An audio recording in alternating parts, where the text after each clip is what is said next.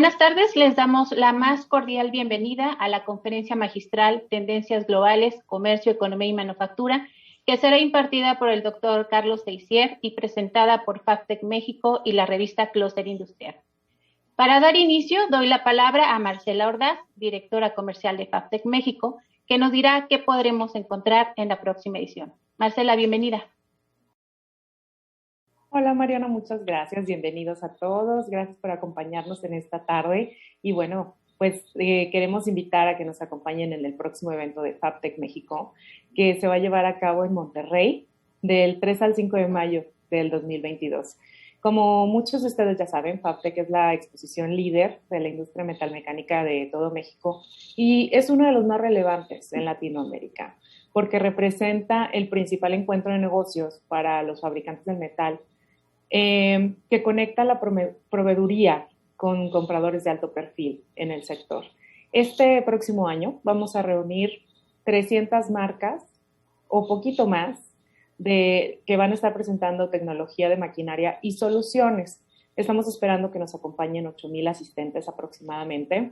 Ya queremos regresar a vernos presencial y de estos visitantes obviamente vendrán de México principalmente, pero de todo el mundo. La última edición tuvimos alrededor de 30 países que hicimos presencia en este recinto. Entonces, les extrañamos, ya queremos vernos. El próximo año vamos a dividirnos en 4 pabellones. Muchos de ustedes también ya saben que tenemos dividido en 4 sectores. Uno que se llama Weldmex, donde tenemos toda la tecnología de soldadura, safety, seguridad industrial, láseres, automatización y algunos otro tipo de como gases industriales y tecnologías en este mismo giro. Otro pabellón que también se llama como el evento FABTEC son las tecnologías de fabricación, corte, doblado, punzonado y lo que tenga que ver con la transformación de lámina y metal. Otro pabellón se llama Metal Form. En Metal Form podemos encontrar prensas, troqueles, software de diseño, entre algunas otras cosas, y Coatec, lo que tenga que ver con acabados, recubrimientos, anticorrosivos y pinturas. Entonces vas a encontrar en este evento toda la proveeduría de la industria metalmecánica en un solo lugar, lo que te va a permitir ver soluciones integrales a las situaciones que estamos presentando. Y en este momento que tanto se necesita innovar, definitivamente esperamos verles con los brazos abiertos para poder encontrar estas soluciones. Recuerden, el próximo año en Monterrey, en Cintermex, del 3 al 5 de mayo. Y ahorita vamos a compartirles un video, no sin antes recordarles que en estas ganas de querer reconectar, vamos a tomar muy en serio todos los protocolos de salud y lo que nos está pidiendo la Secretaría de Salud del Estado de Nuevo León. Es muy importante, ahora que ya vayamos avanzando con la vacunación, que tomemos en cuenta todas las precauciones como el gel antibacterial, el uso de cubrebocas permanente. Vamos a tratar de utilizar mucho más las tecnologías digitales para tratar de evitar contacto y evitar cualquier tipo de imprevisto en el evento. Así es que vamos a tomar todas estas precauciones. Ahorita les quiero presentar un video donde van a encontrar un poquito más de las respuestas que pueden tener a las preguntas sobre el evento. Vamos adelante.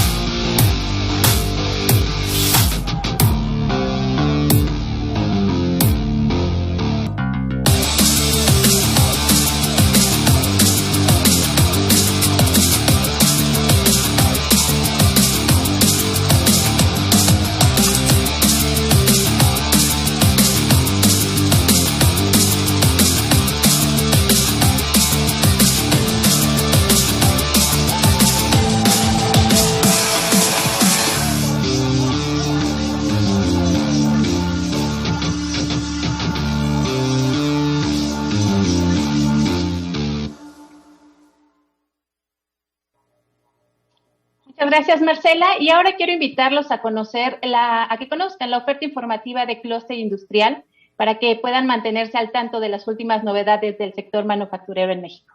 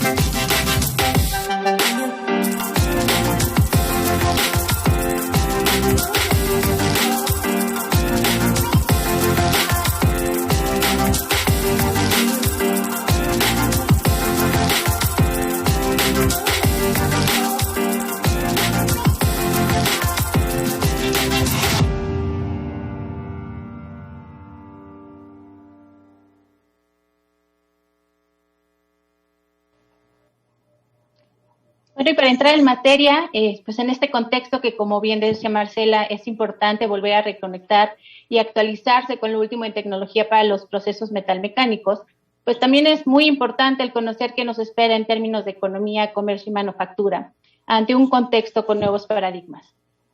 Y para ello, el día de hoy tenemos la voz experta del doctor Carlos Teissier, analista y experto en negocios internacionales, quien cuenta con el grado de ingeniero en producción por el ITSM y con estudios en ingeniería de la Universidad de Texas.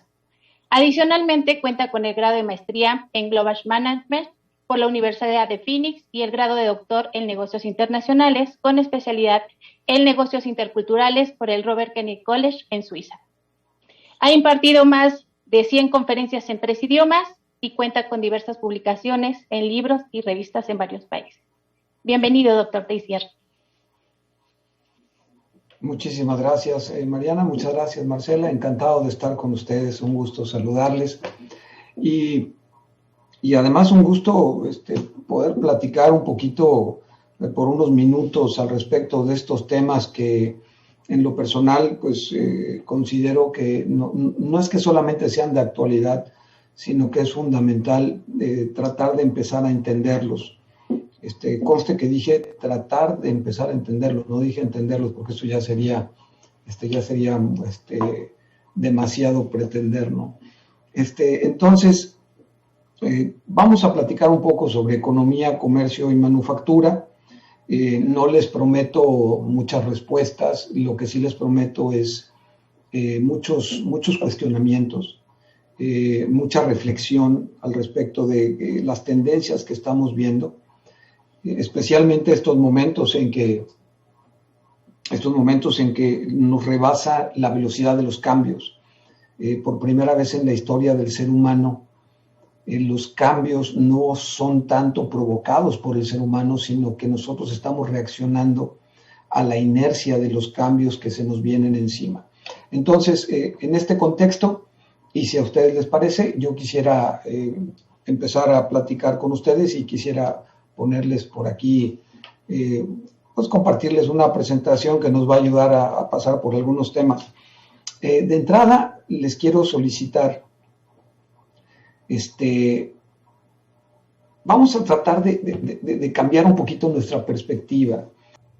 Hay una fábula en la India que dice que llevaron a 5 sabios que nunca en su vida habían visto un elefante y les vendaron los ojos y los pusieron en distintos lugares próximos al elefante. Y les pidieron que describieran lo que ellos estaban palpando con las manos. Y entonces uno de ellos dijo que el elefante era como un tronco de árbol, el que estaba junto a la pierna. Otro dijo que el elefante era como una pared, el que estaba en el costado. Otro decía que no, que era como una serpiente muy gruesa, el que estaba en la trompa. El que estaba cerca de la cola decía que era como una cuerda. Y el que estaba cerca de la oreja decía que parecía una sábana. Si nosotros nos fijamos en el mensaje que nos quieren dar con esta fábula, es que todos ellos estaban en lo correcto, pero estaban describiendo únicamente lo que tenían más próximo a ellos. Y eso es lo que nos pasa a nosotros constantemente.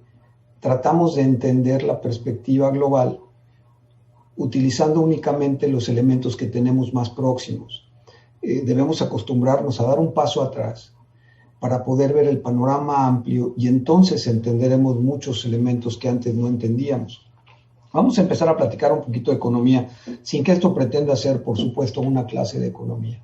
Repito que yo tengo para ustedes muchos cuestionamientos. A ver, vamos a ver.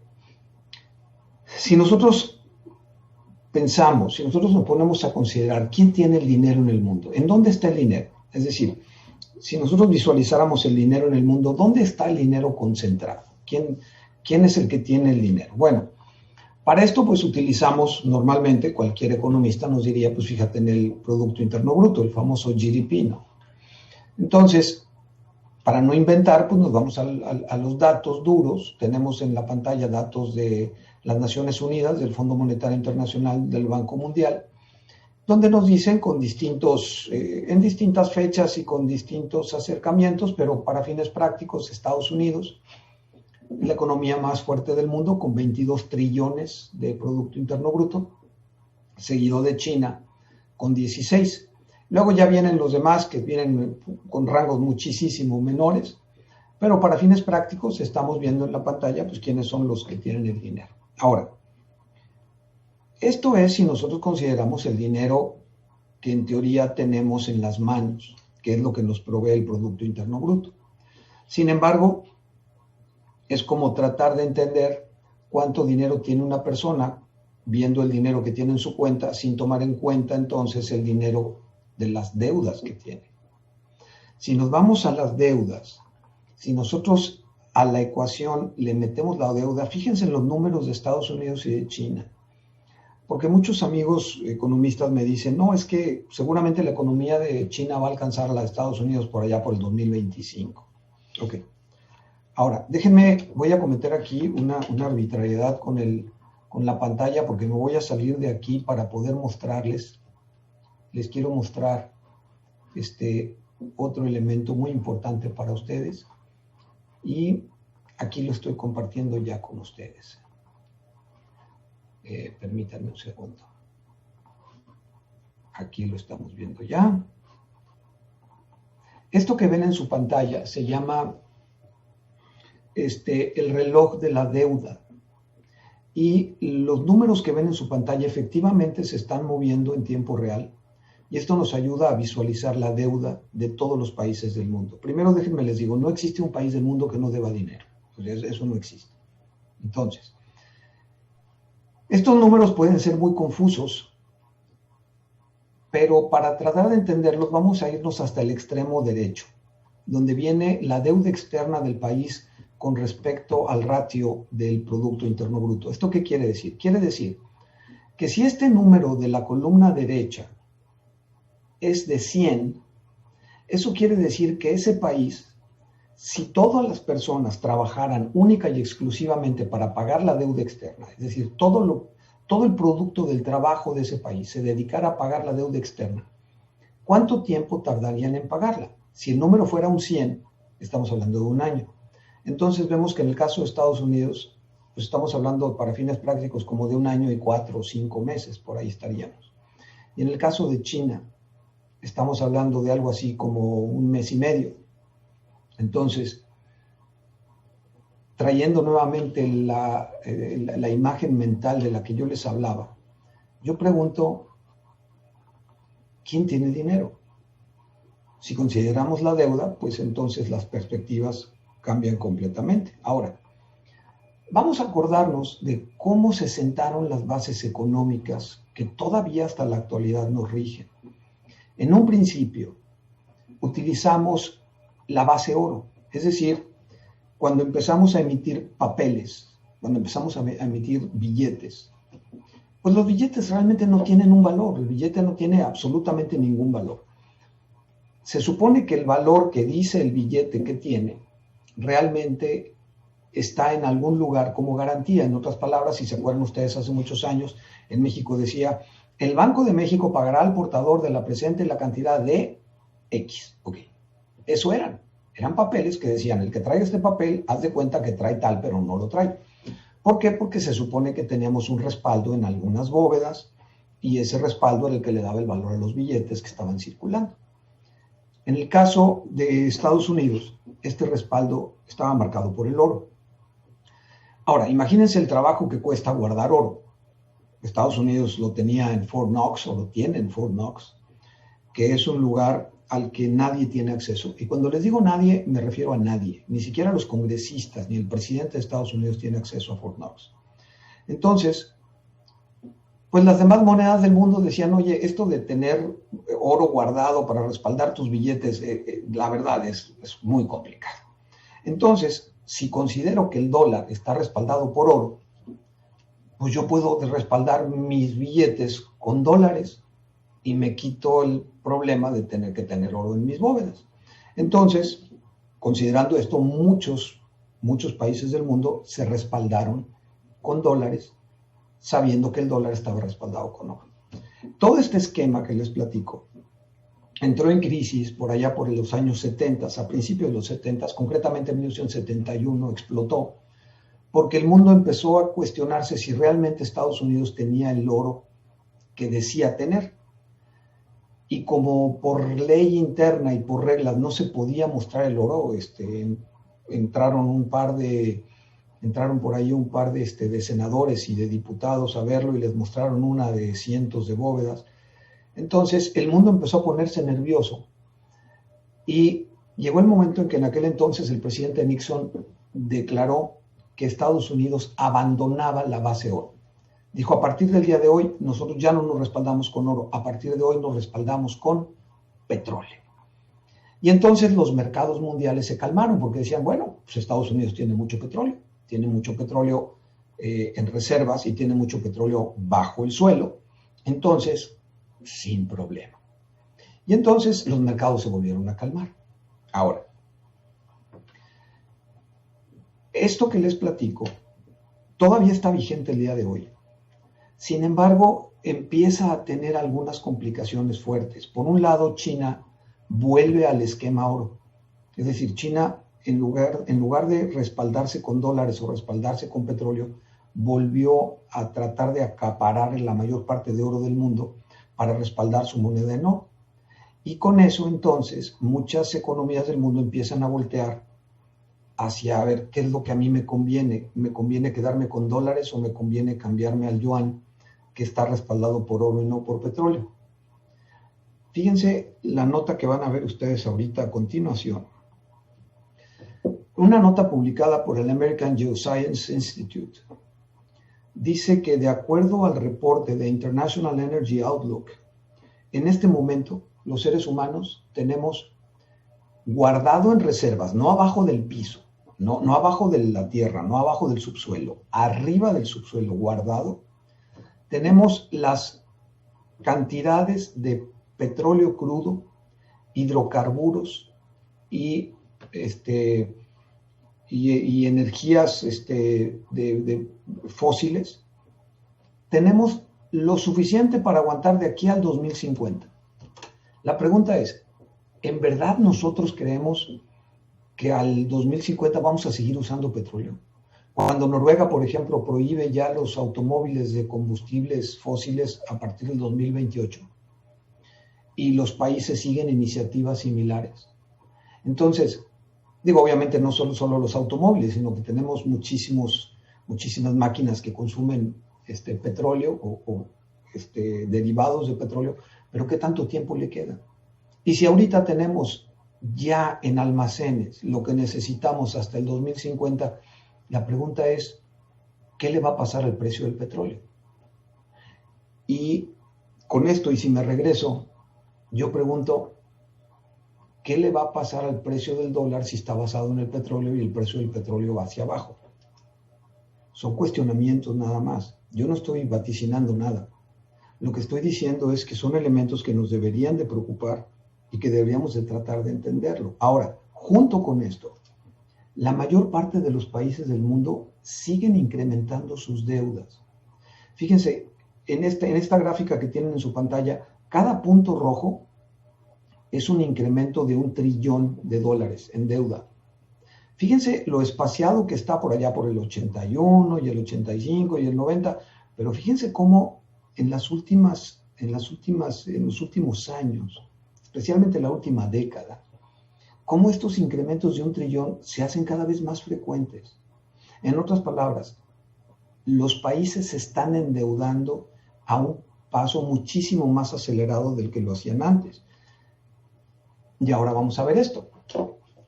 Déjenme explicarles lo que esta gráfica tiene en su pantalla, que a mí me encantó, se me hizo muy ilustrativa de lo que está pasando.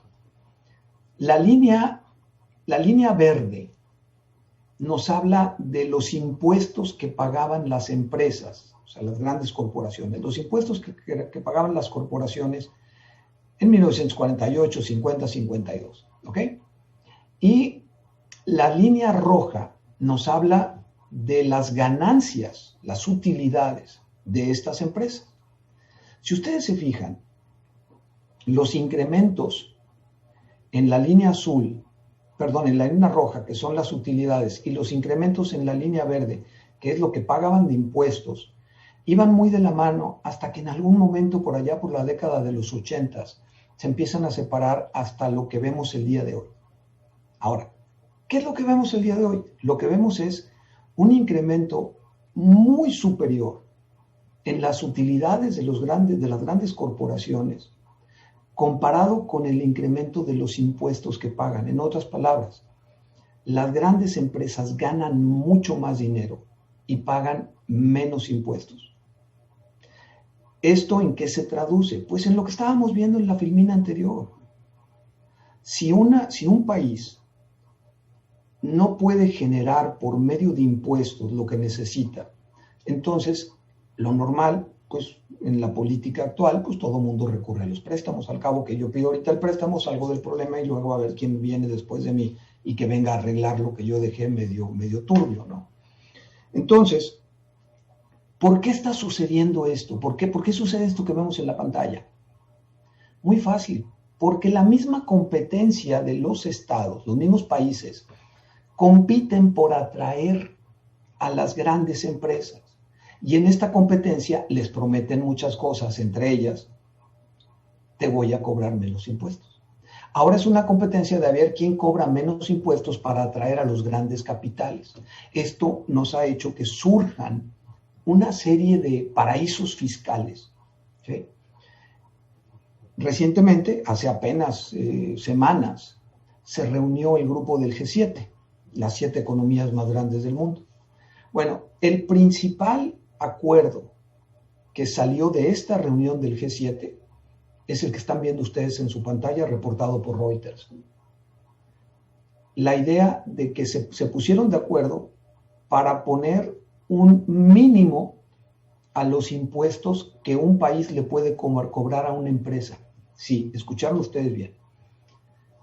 Ahora, por regla, un país no le va a poder cobrar a una empresa menos del 15%. ¿Por qué? Porque ya traíamos países que estaban cobrando el 2%. Y con esto, la idea es evitar esta competencia para ir a la baja y a la baja y a la baja en los impuestos que las empresas pagan a los países donde se asientan, ¿sí? Además, viene una iniciativa muy fuerte del presidente Biden, donde él pone una iniciativa para que se reúnan los líderes del G7 para poder hacerle contrapeso a la economía china. Y esto a mí me llamó mucho la atención, porque estamos hablando de las 7 economías más grandes del mundo, obviamente del mundo occidental. Entonces, imagínense ustedes a las 7 economías más grandes del mundo diciendo, si no nos ponemos de acuerdo y no nos asociamos entre nosotros, China mañana nos va a comer el mandado. Y bueno, efectivamente, esto que están ustedes viendo, pues está sucediendo. Ahora, todo esto parte de un principio de que estamos midiendo cómo se comporta la economía. Bueno, vamos a ver, ¿cómo medimos la economía? Empezando porque tradicionalmente hemos estado con un esquema mental que está equivocado, está erróneo. Cuando nosotros hablamos de economía global, pensamos en que la economía global la manejan los estados, es decir, los países. De acuerdo al reporte del Banco Mundial, si nosotros tomamos las 100 economías más fuertes del mundo, solamente 39 de ellas son estados. La mayor parte son empresas. ¿Qué significa cuando nosotros decimos es que hay muchísimo más empresas en la lista de las economías más grandes del mundo? Hay muchas más empresas que países, que estados. Por ejemplo, vean lo que viene ahí. Walmart tiene más dinero que España. ¿Esto qué quiere decir? A ver, cuando Walmart toma decisiones, ¿las toma con una mentalidad de Estado o las toma con una mentalidad de negocio? Y esto cambia completamente la forma como se organiza la economía en el mundo. Yo no les voy a decir cómo se organiza ahora, no le entiendo. Lo grave es no decir que no le entiendo, lo grave es decir que sí le entiendo cuando estoy basándome en elementos que ya no operan, que ya no funcionan. Si nos remontamos 25 años atrás, esta lista, pues el 90%, el 95% eran estados, eran países. Y veanla el día de hoy, pues ya no son países, la mayor parte son empresas. Ahora, ¿cómo calculamos el Producto Interno Bruto? Que es el elemento que usamos. Lo calculamos con una fórmula que ustedes conocen, que es una fórmula que habla de que el Producto Interno Bruto es el consumo más la inversión más el gasto de gobierno más la balanza comercial, que es el resultado de exportaciones menos importaciones. Perfecto. Ahora, ¿por qué decimos que los países controlan el Producto Interno Bruto cuando en realidad, fíjense cuántos elementos de la fórmula están en manos directas del país? Vamos a poner con un círculo rojo todos los elementos que dependen directamente de la población y de las empresas. Importaciones, exportaciones, consumo e inversión. El único elemento de la fórmula que está en manos directa, yo sé que los estados, los países, los gobiernos tienen que hacer lo posible para mejorar las condiciones y que esto se dé, pero el único elemento directamente en las manos del gobierno es justamente el gasto del gobierno. Entonces, déjenme explicarles a qué me refiero en esto. Si nosotros hablamos del Producto Interno Bruto de Estados Unidos, en ese Producto Interno Bruto de Estados Unidos está el dinero de Walmart. Sí, ahí está. Yo les pregunto, ¿qué pasaría mañana si Walmart decide cambiar su sede fiscal de Estados Unidos a Brasil? Estoy inventando. Imagínense el impacto que tendría en el Producto Interno Bruto de Estados Unidos el simple hecho que una empresa, claro, Walmart, ¿qué empresa?, se salga de un país y se vaya a otro. ¿Cómo cambiarían los productos internos brutos de esos ambos países por esa simple migración de una empresa? Entonces, ese es el punto al que yo quiero llegar, el que yo quiero hacer con ustedes. Ahora, vamos a hablar un poco de comercio. Hablemos un poco del comercio global. Si nos vamos a las bases teóricas de los estudiosos, decíamos, bueno, es que el consumo, de acuerdo a la teoría de David Ricardo, fíjense, estamos hablando de 1772-1823, donde decía, bueno, es que esto del comercio internacional obedece a la ley de Ricardo, la ley de David Ricardo, y esta ley es que, pues, los países deben producir aquellas cosas para las que son más eficientes. De esta manera, utilizan menos cantidad de energía, menos recursos, son más eficientes y le conviene a todo el sistema, en otras palabras, a todo el mundo. Ok, esto se oía bien bonito, pero esto dejó de operar hace mucho tiempo. Hoy por hoy, y con lo que decíamos ahorita, justamente de las empresas, yo les pregunto, ¿quién decide qué y dónde producirlo? ¿Los estados o las empresas? En otras palabras, si una empresa estadounidense decide que va a abrir una planta de manufactura en Italia, pues obviamente lo hace. Los estados tienen poco poder de decisión en las tendencias de la producción y del consumo. Y esto que se escapa de nuestras manos también es una realidad que está funcionando el día de hoy. Existe tal cual. Fíjense, vamos a ver las tendencias de los consumos. Esto que tienen en su pantalla es el gasto personal, el gasto de una persona en los Estados Unidos. Estamos midiendo desde el año de 1995 hasta el año 2021. ¿Ok? Fíjense cómo la tendencia ha ido a la alta y tenemos un incremento del 200% en ese rango de tiempo. ¿Sí?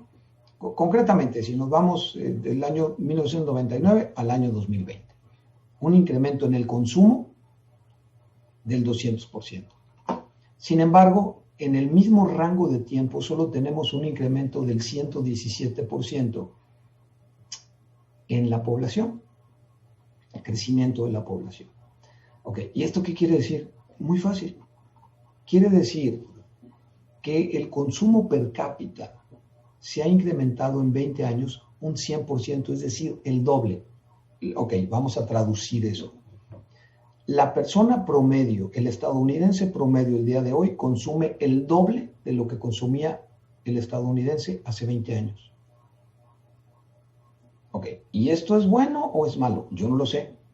Lo único es que probablemente tenga algo que ver también con el hecho de que las personas en el mundo entero viven cada vez más endeudadas. Hoy por hoy el estadounidense promedio tiene una deuda de $92,000. Entre tarjetas de crédito, hipotecas, coches, lo que ustedes quieran. ¿Sí? Estos fenómenos que les estoy poniendo en la pantalla nos ayudan a entender, no la economía, nos ayudan a entender cómo le vamos a hacer para poder nosotros medir todas estas cosas en futuro. Está el fenómeno del overdebt. El fenómeno del overdebt lo que nos dice es que el día de hoy, si quisieran los países del mundo pagar sus deudas, se necesitaría 7 veces el dinero que existe en el mundo. Sí, oyeron bien. Así se llama, el overdebt.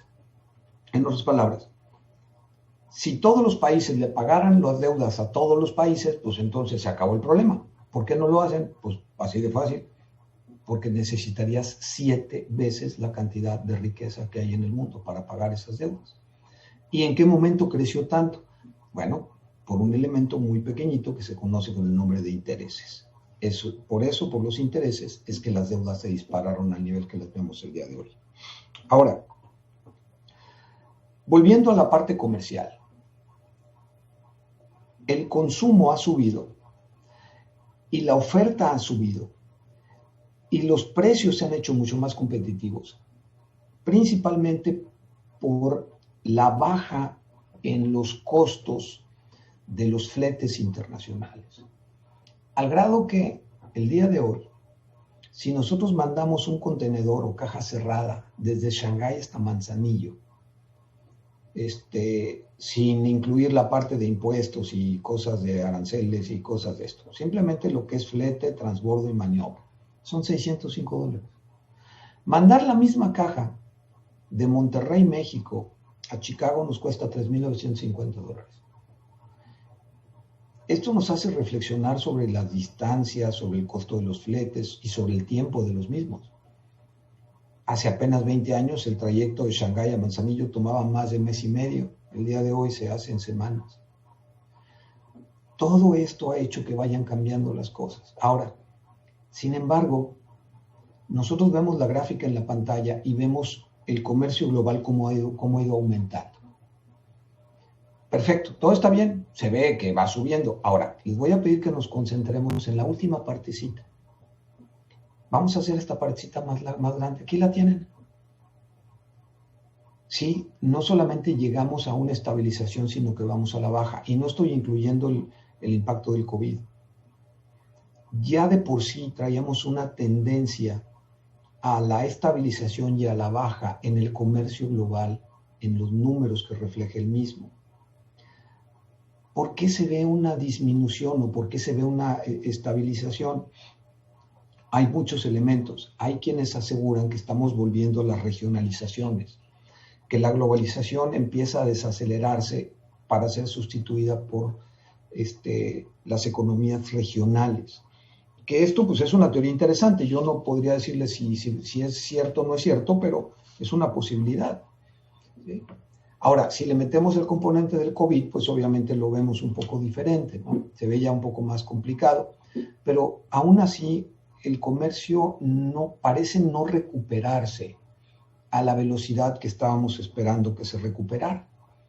Y fíjense en esta gráfica del comercio de mercancías en el mundo, como si nosotros hubiéramos seguido la tendencia que traíamos antes del 2008, esa es la línea verde. Esa debería de ser la tendencia que traeríamos hoy si hubiéramos conservado el crecimiento que traíamos en el 2008. Todos recordamos justamente el problema de la crisis económica del 2008. Aquí se ve perfectamente bien la baja. Y entonces decimos, bueno, ok, entonces ahora vamos a calcular con una nueva curva, que es la curva naranja, y esa curva nos debería de decir dónde deberíamos andar ahorita. Pues no, porque tenemos una segunda inflexión en la curva, que es justamente la causada por el COVID. Entonces, no seguimos la tendencia del 2008, tampoco seguimos la tendencia que inició en el 2012 y desapareció en el 2019. Este resto de la gráfica no parece que se vaya a recuperar a los niveles que traíamos de crecimiento antes en cuanto al comercio global. Y ahora vamos a platicar por último de un poco de manufactura. Yo tengo un conflicto interno, les soy honesto, porque muchas veces escucho yo esto de que no, es que la mano de obra barata, y cuando me toca estar en España y que me toca estar en China, y se habla en unos lugares, no, es que China trae mano de obra, China trae inversiones por la mano de obra barata, y los españoles dicen que se salieron las inversiones porque van a países donde hay mano de obra barata. A ver, en realidad esto es cierto. Obviamente tiene cierta parte de realidad, pero bueno, vamos a hacerlo a un lado. ¿Qué está pasando con esto de la mano de obra barata? Miren, si nosotros analizamos, por ejemplo, cuánto cuesta un iPhone desde la perspectiva de cómo se integra su costo con respecto al precio de venta, la mano de obra china, que es la que se acusa de que no se lo llevan para allá porque es mano de obra barata, solamente impacta en un 1.8%. En otras palabras, si en lugar de producir este teléfono en China te lo llevas a Estados Unidos, en teoría lo único que se va a incrementar es este 1.8, se incrementaría, no sé, al doble o al triple. ¿Qué número lo quieren? El triple, vamos a ponerlo al triple. Vamos a decir que se va al 5%. Estás hablando de un 3.2% de incremento. Si un iPhone vale hoy, no tengo la menor idea, pero voy a inventar. Si un iPhone vale $1,000 y le vas a subir un 3%, quiere decir entonces que el valor del iPhone se te va a ir a $1,030. Entonces ya no lo vas a vender. O sea, el $1,000 sí lo vendes, pero el 1,030 ya no. Entonces, ¿cuál es la reflexión a la que quiero llegar con ustedes? Hay mucho más que únicamente el precio de la mano de obra y se llama productividad. Cuando tú le metes el elemento de productividad, ese elemento es mucho más fuerte que el elemento del costo de la mano de obra directa, del cuánto le pagas a un empleado. Una cosa es que a un empleado le pagues $6 por hora, o le pagues 15, o le pagues 3, y otra cosa es que ese empleado te haga en una hora 50 iPhones y otro empleado te haga en una hora 3 iPhones. Ese es el elemento más importante, y ese sí pesa. Cuando hablamos de nuestro Tratado de Libre Comercio de América del Norte, sin querer entrar en detalles, pues traemos una balanza positiva para México. Lo hemos traído desde el momento en que entró en vigor el Tratado de Libre Comercio de América del Norte. Pero no solamente es México. Fíjense la balanza comercial de Estados Unidos con China. Los chinos ganan. Mientras México traemos una ganancia aproximada, en pocas palabras, vamos a decir que andamos como en $6.2 billones de balanza positiva con Estados Unidos. Los chinos traen cerca de 300 billones de balanza positiva con Estados Unidos. Y el mundo completo trae cerca de 750 billones de dólares de balanza positiva con Estados Unidos. Nosotros podríamos pensar de que, pues, ¿qué están haciendo los estadounidenses? Que están perdiendo hasta la camisa. A ver, esa es otra gran falacia. Una cosa es que nosotros queramos seguir midiendo por países, cuando ahora, por ejemplo, si General Motors trae una fábrica de Estados Unidos y la pone en México, y esa fábrica genera una ganancia determinada, esa ganancia pues no le cuenta a México, le cuenta a Estados Unidos. La operación sí cuenta en México, los salarios se pagan en México, a los proveedores se les paga en México, todo esto sí. Pero a la hora que hablamos de utilidades, pues las utilidades se van para Estados Unidos. Sin embargo, las camionetas que se producen en México son exportadas a Estados Unidos y pareciera que México tiene una balanza positiva. Pero mi pregunta es, ¿y dónde consideras el dinero que se genera de utilidades y que regresa al corporativo que está de General Motors en los Estados Unidos? Repito, no quiero decirles cómo se hacen las cosas, lo que quiero decirles es que los mecanismos que utilizamos ya no funcionan para medirlas. La misma dinámica que hemos traído, el flujo de materiales, el flujo de productos, la manufactura, todo esto ha hecho que solo nosotros tengamos en la mente que los países existen todavía con fronteras, que aquí vas a guardar el dinero de un país. Hoy por hoy los dineros y las economías están por todos lados y rebasan el control de los estados.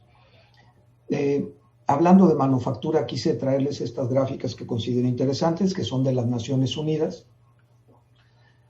Pero fíjense lo interesante de comparar los números del 2005 con el 2019. En el índice que se llama Manufacturing Value Added, que es una forma de medir el valor agregado de la manufactura en ese país.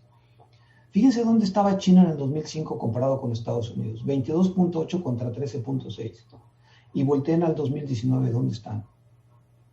En 15 años, en escasamente 15 años, esto se dio la vuelta. Y si ustedes voltean a ver a China, van a ver que, compárenlo con los demás países del mundo, no tienes ni de dónde tomar un punto de referencia. Este índice, si nos lo llevamos al nivel per cápita, todavía nos sorprende más, porque China, para fines prácticos, trae el 50% de todas las economías del mundo. ¿Sí? Depende de la manufactura de ellos.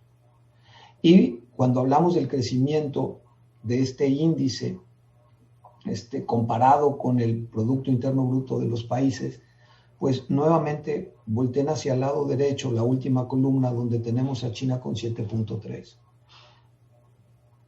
En otras palabras, todo lo que tiene que ver con manufactura en China sobrepasa de manera impresionante a lo que estamos haciendo el resto de los países en el mundo. Al grado que si juntas, por ejemplo, un bloque como los países industrializados, no le llegas. No le llegas, simplemente no le llegas, ¿no? Entonces, no es que yo sea admirador de China, que no lo soy, pero lo que tenemos que entender es qué es lo que está pasando. ¿En qué momento, en escasamente 20 años, China se convirtió en lo que es? Hablando de todo, pero específicamente de manufactura. Podemos tener n número de teorías, ¿sí? Podemos hablar de que la mano de obra barata, que podemos hablar, dicen que son esclavos y que los ponen a trabajar 18 horas diarias. Yo no sé, ni los voy a defender, ni los voy a criticar, ni mucho menos. Los números no mienten. Los números no mienten. Y por último, antes de que nos vayamos, yo quiero dejarles nada más, muy brevemente, esta gráfica. Vean lo que va a suceder. Dura un minuto escaso, un minuto y un poquito más. Pero vean el top 10 de los países en cuanto al producto de sus manufacturas. ¿Sí? Es decir, vamos a ver quiénes son los buenos en el mundo, el top 10 en manufactura desde el año 1970. Y obsérvenlo. El que está en segundo lugar no es China, es la Unión Soviética. Entonces, conforme va pasando el tiempo, fíjense cómo van moviéndose los países. Pero abrumadoramente teníamos un grupo de países que siempre se mantenían adelante, ¿sí? Estados Unidos, la Unión Soviética, Japón en su momento, Alemania como la maquinaria de manufactura potente de Europa. Y con algunos cambios poco a poco, luego viene obviamente lo que causó el colapso de la Unión Soviética. Ustedes van a ver que desaparece la Unión Soviética de pronto. Y entonces, observen poco a poco qué ¿qué es lo que sucede con China? Especial y específicamente después del año 2000, ¿sí? Ahí vamos a empezar a ver los grandes cambios, ¿sí? Cuando parecía que en el año 2000 Japón y Estados Unidos iban a dominar el mundo desde la perspectiva de la manufactura, empezamos a ver este cambio que les digo, ¿sí? Y ahora visualícenlo.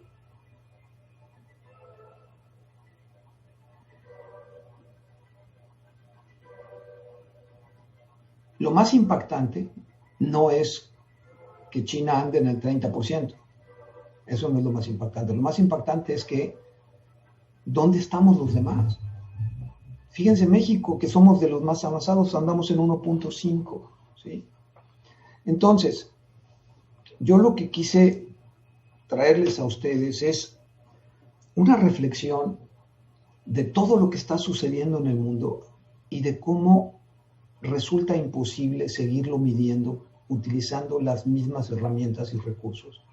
Es urgente que establezcamos los seres humanos cambios que nos permitan medirlo de otra forma.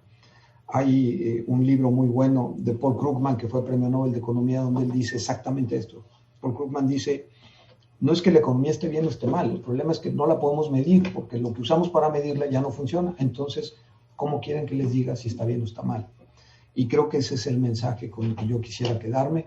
Y no sin antes, pues agradecerles mucho su atención y pues si tienen alguna pregunta, tenemos todavía por aquí un par de minutos, me parece. Así es, doctor, pues muchísimas gracias. Y sí, tenemos unas preguntas. La primera sería, hay muchas empresas mexicanas haciendo negocios con empresas chinas. Les compramos de todo y al mismo tiempo China es nuestra competidora en el mercado estadounidense.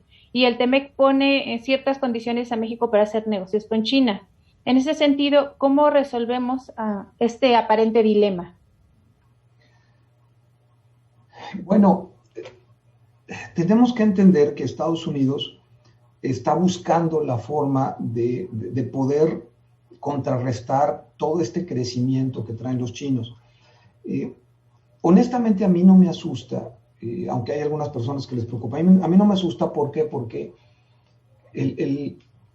cuando uno analiza el aparato de los chinos, se da uno cuenta que funcionan bajo el parámetro del volumen. Ellos le apuestan al volumen. Siempre ustedes verán que los chinos le apuestan al volumen, nunca le apuestan al valor agregado del precio. Es decir, nunca van a buscar la manera de vender algo más caro y que la gente se los pague porque ofrece una diferencia. Lo que ellos van a buscar es ¿cómo le hago para vender de esto, pero vender 1 millón de unidades? Entonces, desgraciadamente, pues no tenemos la capacidad. Es decir, soy honesto con ustedes.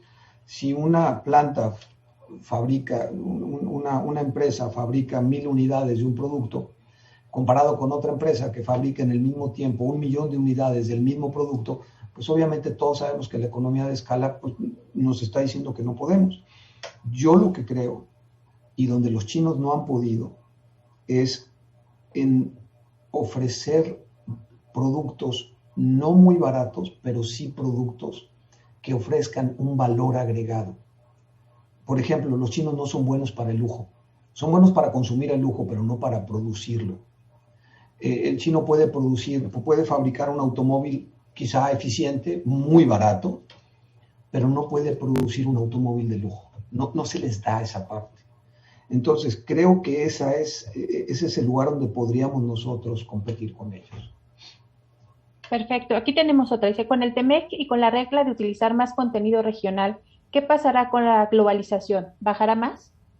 Sí, completamente. Estamos hablando de bloques comerciales. De hecho, no recuerdo ahorita el nombre de este señor, Friedman, se apellida Friedman, pero no Thomas Friedman, sino George Friedman. Escribió un libro que se llama The Next 100 Years, los próximos 100 años. Lo escribió hace 15 años. Y en ese libro él vaticinaba esto. Él decía, la economía ya no va a ser global, ya no se trata de globalización, ahora se va a ir a bloques regionales y concretamente vamos a ver el bloque europeo, el bloque asiático y el bloque de Norteamérica. Y él veía con el bloque de Norteamérica, veía a Estados Unidos, Canadá y México como un bloque mucho más fuerte que los otros dos. No sucedió así, el hecho es que el bloque de Norteamérica no deja de ser poderoso, pero pues obviamente no tenemos, como economía, no tenemos el tamaño que tiene el bloque de Asia, pero sí se llevó, sí sucedió lo que él vaticinaba, ¿no? De la regionalización, y creo que eso es lo que vamos a estar viendo. Perfecto, y tenemos una última, que además por el tiempo, pues será con la que cerraremos. Se advierte que el gobierno de México hará una reforma fiscal que gravará a los contribuyentes, pero algunos piensan que no solo serán ellos, sino también que irán sobre las empresas medianas. ¿Qué tan factible piensa usted que es esta posibilidad? Desgraciadamente, la verdad es que nuestro país tiene un problema desde la perspectiva de recaudación de impuestos. Siempre lo ha tenido, no es algo nuevo, pero el gobierno mexicano siempre ha apostado a gravar, o sea, conseguir más impuestos vía las personas que ya están siendo gravadas, en lugar de buscar la forma de gravar a los sectores que están ahorita absteniéndose de pagar impuestos.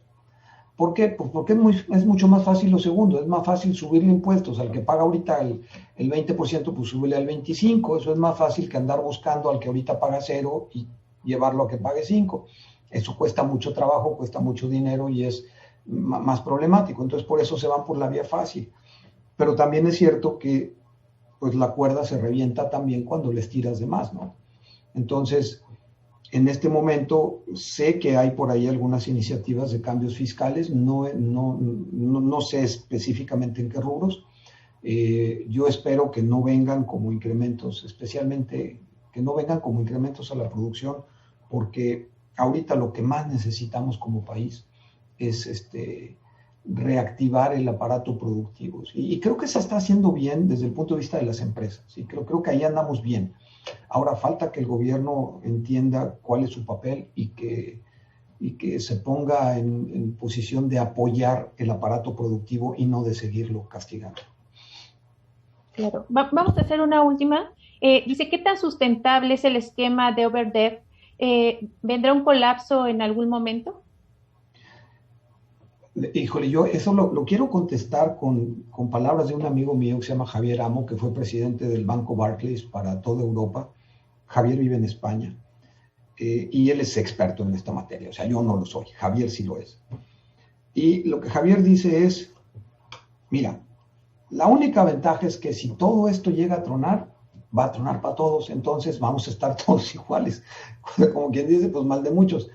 Sí se esperan cambios drásticos. ¿Sí? Yo no creo que vaya a ser así un colapso completo de las economías, pero sí creo que van a venir cambios de reglas muy fuertes. Por ejemplo, nunca nos hubiéramos imaginado que las 7 potencias más grandes del mundo, económicamente del mundo occidental, se fueran a poner de acuerdo para poner un mínimo de tasa de impuesto a las empresas. Eso mentalmente era imposible de pensar y acaba de suceder. Entonces, estas son las cosas que vamos a estar viendo. Poco a poco vamos a estar viendo estos cambios y estos ajustes. Perfecto, pues creo que sería todas las preguntas por el día de hoy. Alguna otra que tenemos ahí, con mucho gusto se las responderemos de manera directa. Quiero agradecer a todas las personas que nos acompañaron el día de hoy, por supuesto al doctor Carlos Teissier, a Marcela Ordaz, y recordarles que pueden registrarse ya para asistir sin costo a FABTEC México en www.fabtecmexico.com. Estarán viendo por ahí el banner con los datos, el número de WhatsApp para quienes quieran contactarnos. Y bueno, pues también invitarlos nuevamente a visitar el portal de Clúster Industrial, Enlazando los Negocios. Muchísimas gracias a todos, gracias a las personas que nos acompañaron. Que tengan una excelente tarde.